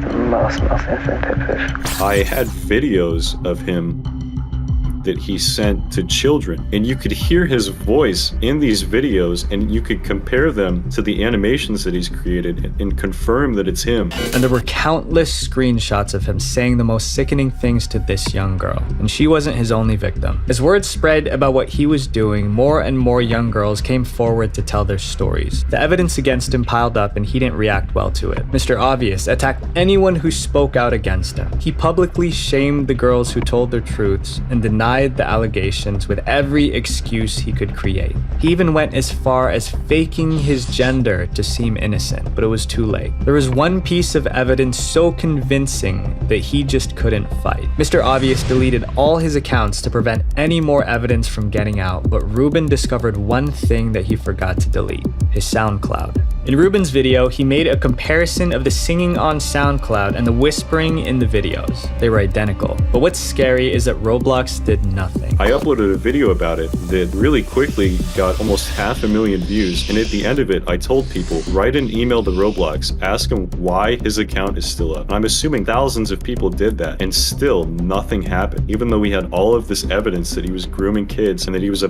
file. It was only after 4 years that Roblox terminated his account. He scarred many kids, and Roblox still didn't learn their lesson, because this happened again with an even bigger creator. I'm referencing the YouTube channel People Make Games. Sonic Eclipse Online, or SEO, was an incredibly popular Roblox game based on the Sonic the Hedgehog series. Created by a Roblox developer with the username Dr. Rofatnik, his game was one of the most beloved games on the platform. Little did they know what Doc was doing. In 2020, evidence was released that depicted Doc having explicit conversations with a 12-year-old girl. And at that time, Doc was 24 years old. The things he said were disgusting and the evidence was all there, but it wasn't enough for some people. This 12-year-old girl made friends with the people in the SEO community, but they still all sided with Doc. A response video was released by Doc and the SEO development team, defending Doc and his actions. The DMs that were exchanged between Jaden and the victims were not okay, but Jaden is by no means a pedophile. And this is what Doc has to say for himself. I know I shouldn't have said those things regardless of the context. While I will not defend myself for the things I said explicitly, I will protect myself from the blatant attempt at character assassination. The effect these words had on the victim was heartbreaking. I did actually self-harm after the response video came out. I mean, I thought my reputation was destroyed now. What's surprising though is that Roblox did take action against Doc by banning his account. Finally, Roblox's first step to helping, but it didn't solve the problem. Before Roblox could ban his account, Doc turned over the ownership of his game Sonic Eclipse Online to another Roblox account. It's possible he planned ahead for something like this. This meant that he could still actively work on the game and continue to receive revenue from it. So did Roblox ban that account as well? Nope. There was even an update blog that Doc narrated that showed him as the owner and director of the project. And still, Roblox didn't lift a finger, but someone else did. On December 29th, 2021, SEO was taken off the Roblox website. The reason? Because Sega, the creators of Sonic the Hedgehog, didn't want their creator to be associated with the accusations around Doc, and they demanded that the game be taken down. Only then did Roblox listen. The fact that Roblox will ignore people who fight for change on the platform but cave in only when a billion-dollar company asks is disgusting. To this day, Doc's account is still active and he created a new game. These are only 2 examples of Preds on Roblox, but clearly not the last. Just last February, a 13-year-old girl had been missing from her Kansas home. She was found outside a Dollar General 12 hours away. She was assaulted several times by a man more than double her age. His name is Howard G. Howard had groomed her on Roblox throughout the month. Graham encouraged the teen to run away from home. He drove all the way to Topeka to pick her up, bring her back to Georgia, according to the police report. But his plan failed when Howard's roommate found her and helped her escape. In an article about this case, Roblox had this to say: "We work tirelessly to prevent grooming on our platform. We have a team of thousands of moderators and enforce a strict set of community standards on Roblox, including zero tolerance of sexual content of any kind." I mean, this is a pretty general statement for a crime as awful as kidnapping. So I've only talked about 3 situations, and that's just publicly. But there are thousands of other Preds roaming this site that haven't been brought to light yet. So the Visual Venture team did an experiment. Roblox has some questionable safety filters, and I am here to prove it. This is Super Monkey Ball 2010. She's 12 years old, loves Super Monkey Ball, and just joined Roblox. This is her twin brother, Moon Knight 3000. He loves Marvel and also joined Roblox. And this is their older sister, Banjo. They're also all me. I was able to make these accounts fast without a need to confirm an email address. Just a simple CAPTCHA test and I was in. I was later asked to submit an address for better security, but it was never a requirement. Okay, so let's start the experiment. Banjo wants to customize her Roblox avatar, so she goes to the avatar page. If you don't have any items in a certain category like tops or pants, Roblox recommends some to you. So Banjo clicked on tops and this is what Roblox recommended: a black fursuit and a bunny bra. She hadn't typed in anything that would suggest her interest in any of these items, but nonetheless they were there. So she got curious. I wonder what my brother and sister got. They had the exact same listings. These children who literally have their age displayed on their profile are being recommended underwear and skinny fursuits. This clearly shows that items on Roblox have no filter whatsoever. There's no tags in place to prevent minors from being exposed to some possible explicit items. Sure, there's censorship in place, but who's to say that that can't be worked around? Content is rampant on Roblox, like these fetish games that are on the platform right now. Children can enter these without question, and who knows who they might meet there. I'm gonna be honest, I don't go on Roblox that often, but I've talked with countless people about the site, and I can say along with them, Roblox is fun, but you have to be careful. A platform with the majority of users being 9 to 12 years old, there's bound to be people taking advantage of that. And Ruben, spending a huge period of his life on Roblox, has some advice. If you're ever contacted by a predator, the first thing you should do is tell your parents. They should be the first ones to know. Not Roblox, not a YouTuber, but your family who you can trust and who you know is going to have your best interests at heart. If you don't take anything from this video, just take this. Be aware. You can go 5 years without coming across any danger online, but it only takes one instance to ruin your entire life. Roblox is a place where you can de-stress and spend time with your friends during these difficult times, and by all means, please do. But now that you've seen this video, I want to ask a favor from you. If you see any of your friends dealing with something dangerous online, don't ignore it. Don't act like it's just gonna go away. I want you to step up and actually help them out. I don't make these videos just to entertain you, but to equip you with the knowledge to make a difference. And together, we can make the world a better place. Visual Venture. Our goal is 100,000 subscribers by the end of 2022. And in order to do that, the algorithm needs to know that you guys watch all of my videos. So make sure to subscribe, but most importantly, click this playlist right here to watch more dark internet documentaries. I love you all. Peace.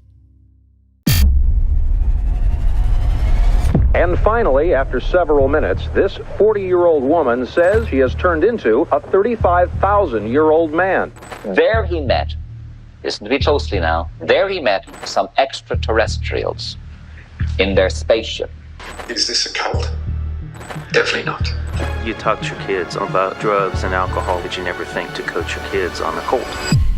My friends, cults are not a thing of the past. They are part of the present. Some of the worst cults have evolved with the times. They still recruit followers, silence doubters, and continue their creepy rituals. In this video, we'll explore terrifying cults still operating today. We'll begin with the strange ones and save the worst for last. So as you guys can probably hear right now, I'm pretty sick, but the show must go on. I would hate to miss a weekly upload for you guys, so it would mean the world if you subscribe to keep us growing. I'm Visual Venture, and you are awesome.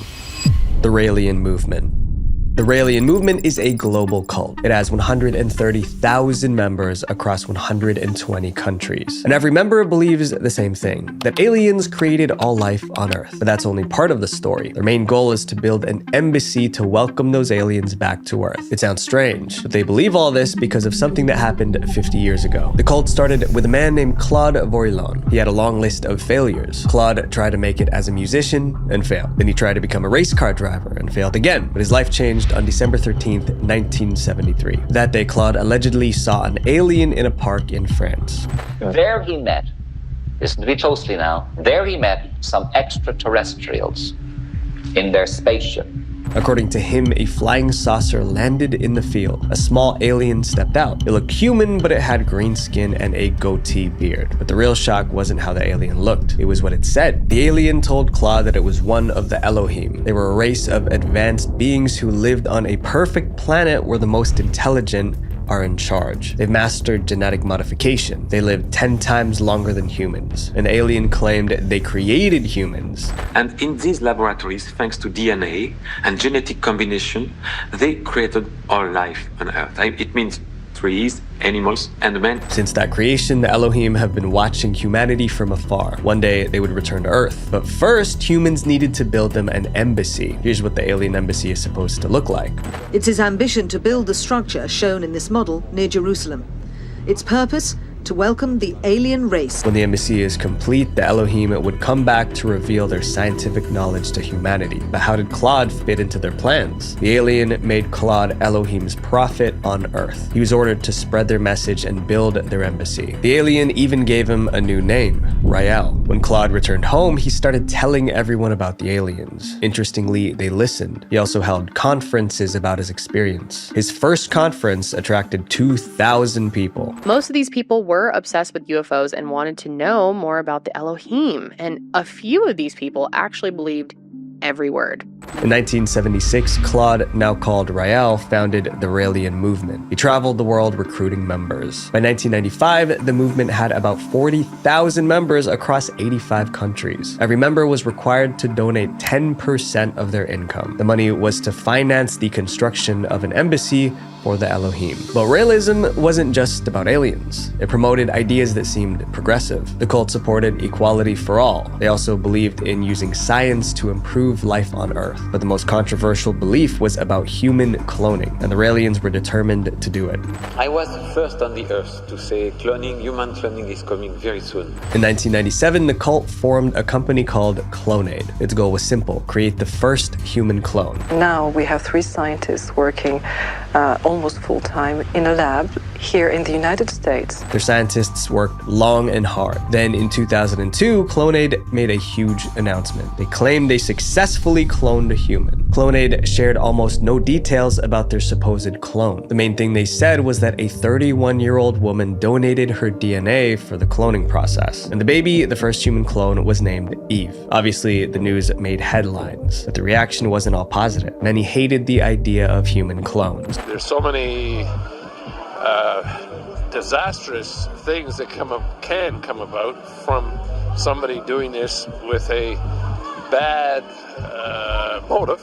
People demanded proof, but Clonaid was very secretive. They refused to say where the clone baby was born, identify her parents, or even provide a picture. Still, the Raelians celebrated. To them, their scientists did exactly what the Elohim did: create human life in a laboratory. Over the next few years, Clonaid claimed to have created dozens more human clones, but again, they provided no evidence. Despite the controversy, the Raelian movement kept expanding. Today, it has a surprising 130,000 followers worldwide. They're still working on building that alien embassy. Claude, aka Rael, is still their leader. He claims he has visited the Elohim's planet in outer space. And there, Jesus, Moses, Muhammad, and other prophets continue to live through human cloning. The members of this next cult were literally hypnotized by their leader. Buddhafield.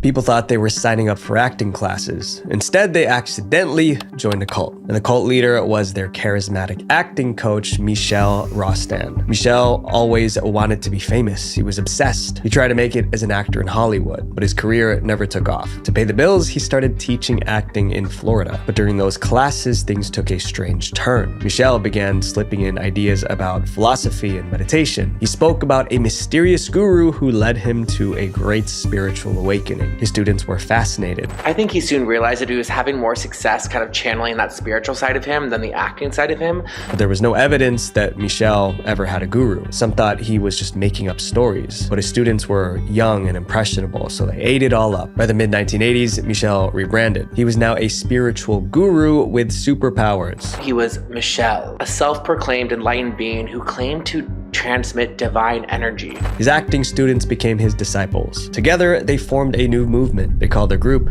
Buddhafield. Not long after starting the cult, Michel moved back to West Hollywood. His followers went with him. They rented homes near each other and lived like one big family. We were together 24/7. We lived together. We ate together, played together. Everybody that I knew was in the Buddhafield. Everyone contributed money to support the group. Everyone except for Michel and his inner circle. They didn't work. They didn't have jobs. It was the lower levels that funded Michel and his inner circle. Michel didn't lift a finger. His followers bathed him, massaged him, and cooked his meals. Sometimes they even tucked him into bed at night. To outsiders, it looked like exploitation, but Michel convinced his followers that serving him was necessary for their spiritual growth. And they believed him because he was hypnotizing them. Every weekend, Michel held private cleansing sessions with each follower. Each cost $50. Followers said they felt lighter afterward. Some even claimed they were healed. They thought it was because Michel had divine powers. But the truth was far more scientific. Michel was actually a licensed hypnotherapist, but he hid that fact from everyone. He wasn't performing miracles during these sessions. He was hypnotizing his followers. But he used hypnosis for another, darker purpose. He made them drop all defenses and confess their most private thoughts.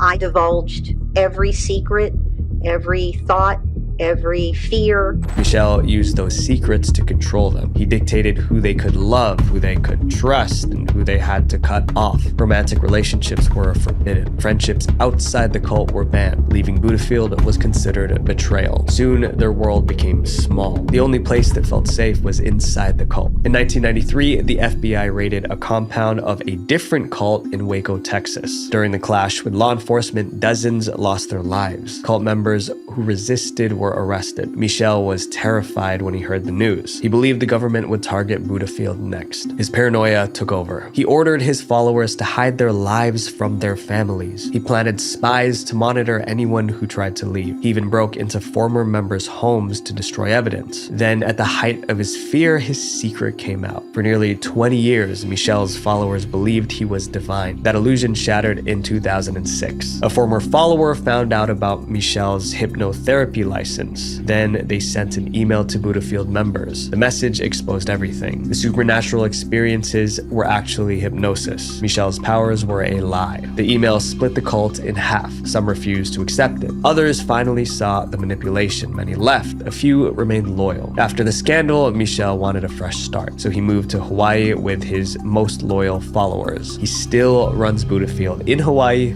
today. This next cult believes in lizard people. Ramtha School of Enlightenment. This cult became famous for one bizarre reason. Its founder claimed she was channeling the spirit of a 35,000-year-old warrior. That ancient warrior was called Ramtha, and the woman channeling him was Judy Zebra Knight. Knight said the spirit first contacted her in 1977. She was at home in Washington when a glowing figure appeared. I thought I was seeing things because I had tears in my eyes, and I wiped the tears away, and here stood this entity at 2:30 in the afternoon in my kitchen. That glowing figure introduced himself as Ramtha, the Enlightened One. He said he possessed ancient wisdom and the secret to happiness. Ramtha supposedly taught Knight how to leave her body and channel him. That meant Ramtha could take over her body and speak through her. Knight would enter a trance, then her voice would become deep and masculine. And finally, after several minutes, this 40-year-old woman says she has turned into a 35,000-year-old man. Knight began channeling Ramtha publicly in 1978. Through her, Ramtha preached every human was their own god. Ramtha also said people could shape reality and heal themselves with their minds. Is it possible to have mind over matter? Baby, the brain is king.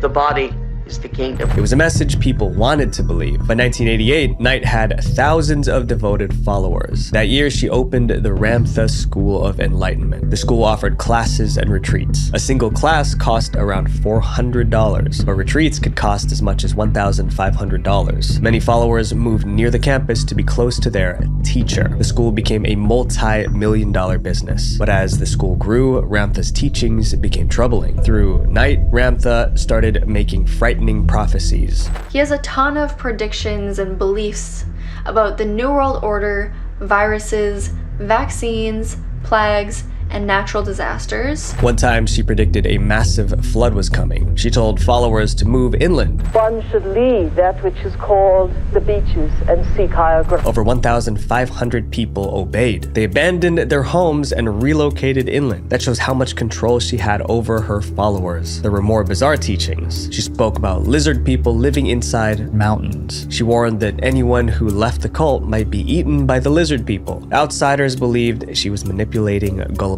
followers. They accused her of being a spiritual predator. There were also allegations that Knight's teachings made some of her members lose their lives. For instance, several followers had serious medical conditions. Instead of sending them to hospitals, Knight claimed Ramtha could heal them. She hugged them, spoke comforting words, and declared them cured. Many were never healed. They passed away. This lady went home from there, died of pneumonia. Today, Jay-Z Knight is in her 70s. She still channels Ramtha at her Washington compound. The Ramtha School of Enlightenment now has branches in more than 35 countries. This next cult also promised healing, but just gave lies. Universal Medicine. The Universal Medicine cult began in the most unlikely place, a bathroom. In September 1999, Serge Benhayan was relieving himself. Suddenly, he had a spiritual revelation. And I just gave myself a time to sit and feel that moment. And I could feel something really, really beautiful. Serge never fully explained what that revelation actually was, but it inspired him to start Universal Medicine in Australia. The group was marketed as a healing center, but critics called it something else, a socially dangerous and socially harmful cult. And once you hear Serge's teachings, you'll understand why. He preached that people born with disabilities were being punished or being dictators in a past life. They are former incarnates of corrupt politicians, corrupt generals, army people, dictators. Serge also warned that certain foods carried dark energy that poisoned the body. Foods like cinnamon, potatoes, and carrots. Eating them allowed evil forces to enter the body and cause disease. But there was one way to get rid of that energy: burping. In other words, people would literally burp their way to healing. She started burping all over the place, going bleh, bleh. And after a while, we said, "What on earth are you doing?" And she said, "I'm getting rid of evil spirits."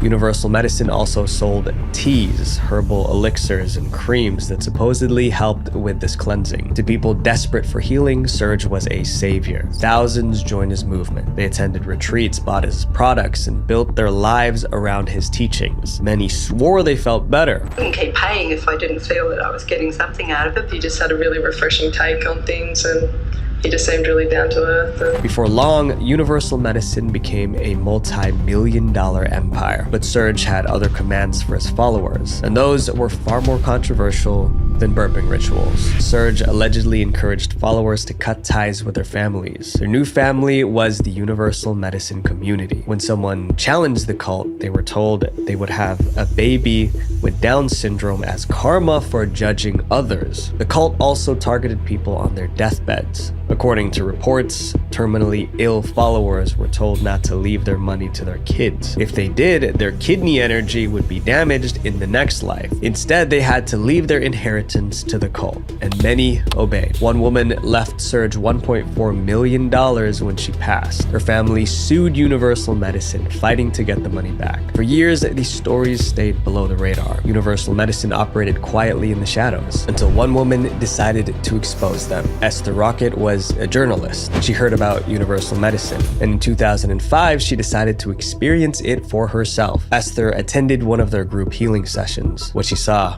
horrified her. He had about 60 people in this room on treatment tables, and he closed all the curtains so that it was completely dark. During the session, people screamed and cried as if they were possessed. Esther was convinced something was deeply wrong with the group.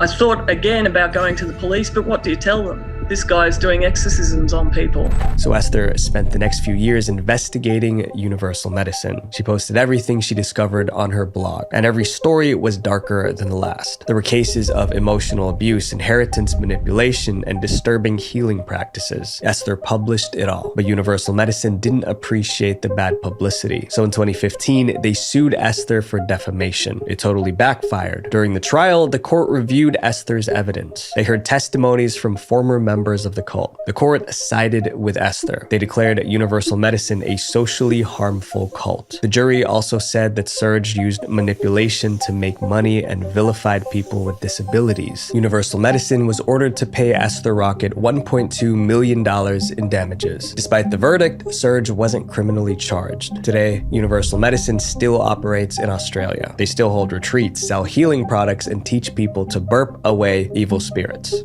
Up next is a cult so extreme, some members ended up behind bars. The Remnant Fellowship.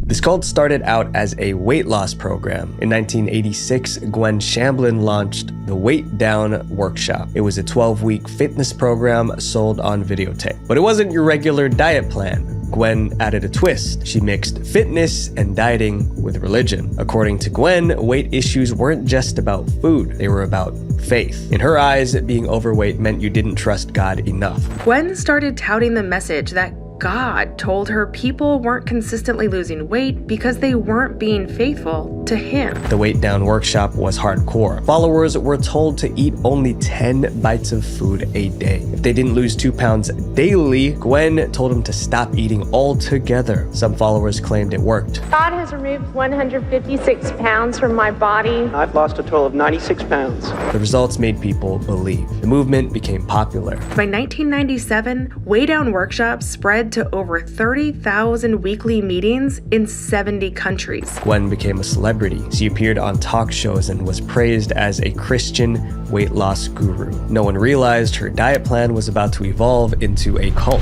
In 1999, Gwen bought a massive piece of land in Brentwood, Tennessee. There, she founded the Remnant Fellowship. What happened next seemed very calculated. Since she had all that land, Gwen invited her weight-down followers to join her on the property. They were forming a new community. She also had multiple businesses under the Remnant name. There was a real estate agency, a construction firm, a school, and more. These companies needed employees, so Gwen offered her followers jobs. Now they could live, work, and worship together, all under Gwen's control. Dozens of families moved in. Over time, more than 2,000 members lived on or near the Remnant property. It felt like a beautiful community, but soon things began to change, and not in a good way. Gwen's focus shifted from weight loss to total control. She dictated nearly every aspect of her followers' lives, and it was easy because they lived and worked on her property. Soon, leaving the cult meant losing everything. If a member were to leave, not only would they lose their community, but most likely their livelihood as well. Even more disturbing were Gwen's teachings about parenting. She encouraged strict discipline with harsh punishments, but that advice resulted in tragedy. In October 2003, a couple from Atlanta, Georgia took discipline a little far. Their son didn't survive. The tragedy made national headlines. The parents were sentenced to 30 years in prison. They were loyal members of the Remnant Fellowship. After their arrest, Gwen even helped pay for their lawyers. Many called for Gwen to be charged too. They said her toxic parenting advice caused the tragedy. To make matters worse, the Remnant Fellowship was identified as a cult by some cult experts, but police said they couldn't find a link between the incident and the church's teachings about punishment. Without direct evidence, Gwen walked free. She continued to lead the fellowship. Over the years, she built enormous wealth and power, but in May 2021, tragedy struck again, this time at the top.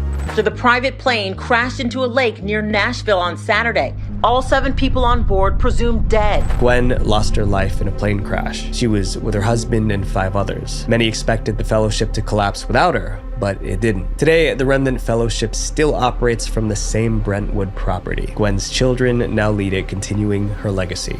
This next cult started their own country. Swami Nityananda.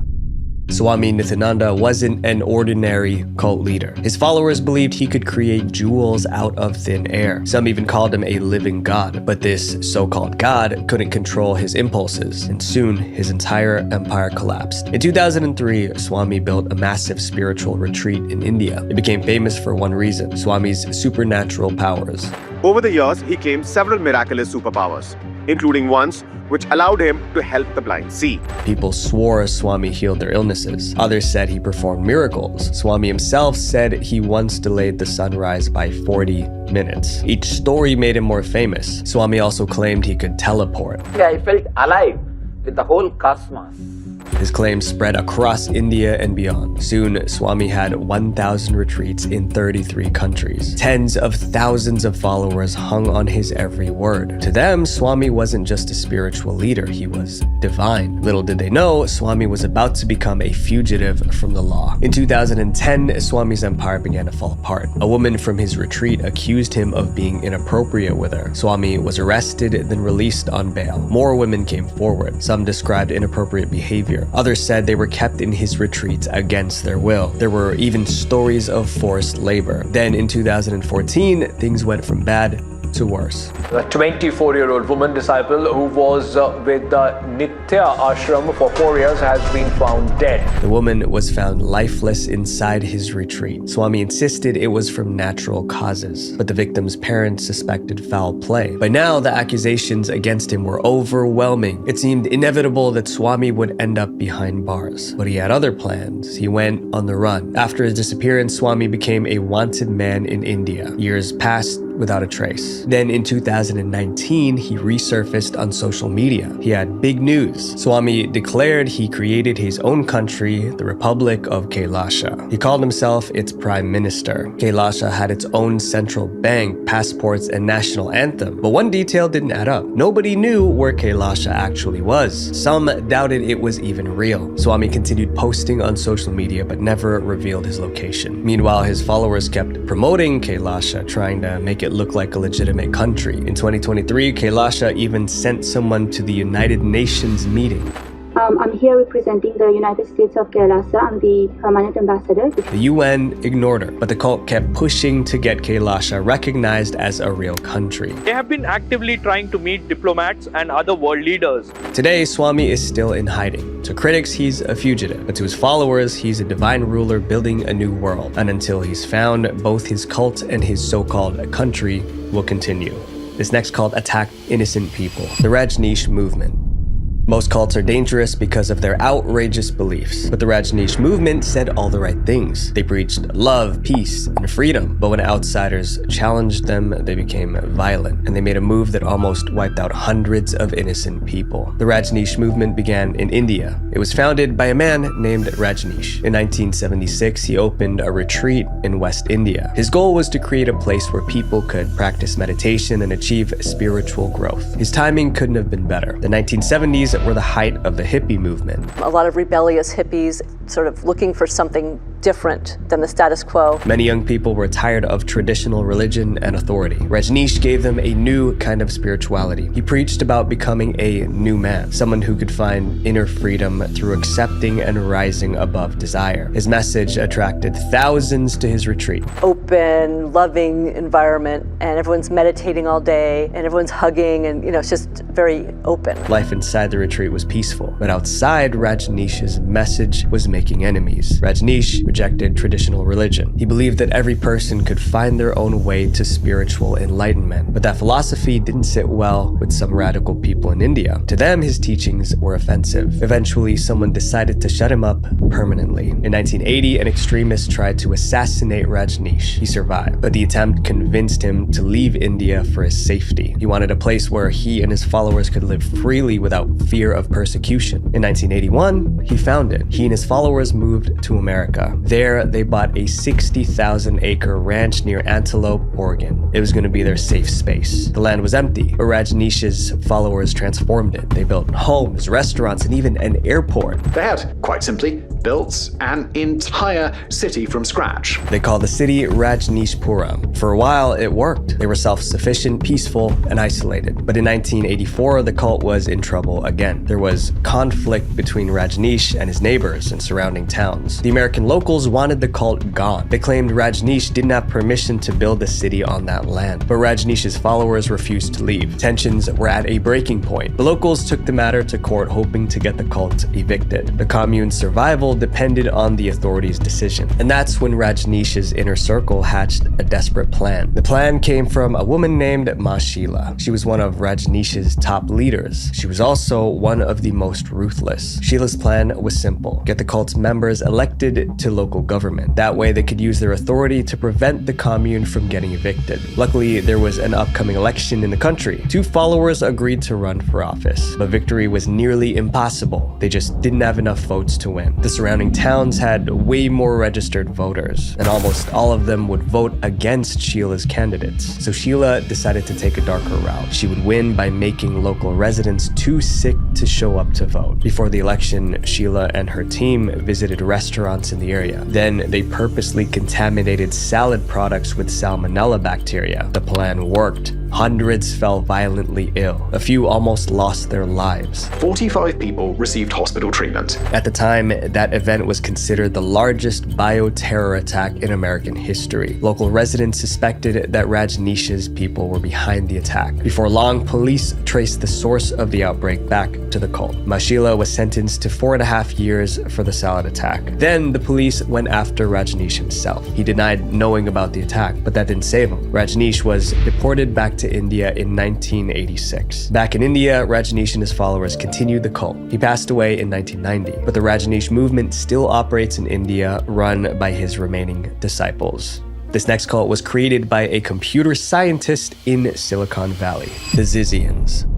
The Zizians are one of the most violent cults in modern history. Their philosophy can be summed up in one belief: violence is the answer. Zizians would believe that, the end justifies the means. So if the means mean well, so be it. The end justifies the means. For them, that phrase wasn't a metaphor. If you wanted something, you took it. If someone stood in your way, you removed them. If that meant breaking the law or even taking a life, it didn't matter. The cult was created by a woman named Jack LaSota, which called herself Ziz. Around 2016, Ziz began posting long blogs about her philosophy. She wrote that violence can be excused in service of the greater good. She also fantasized about what would happen if society were to strip away morality. Her extreme ideas attracted a devoted online following. They met in chat rooms, then later in person. Over time, Ziz's supporters began calling themselves Zizians. What started as one woman's blog was now a cult that glorified violence. In 2020, several Zizians moved into a trailer park in California. They had no plans to pay rent. When the landlord demanded payment, they ignored him. When he tried to evict them, they fought back. They just lived there illegally, refusing to leave.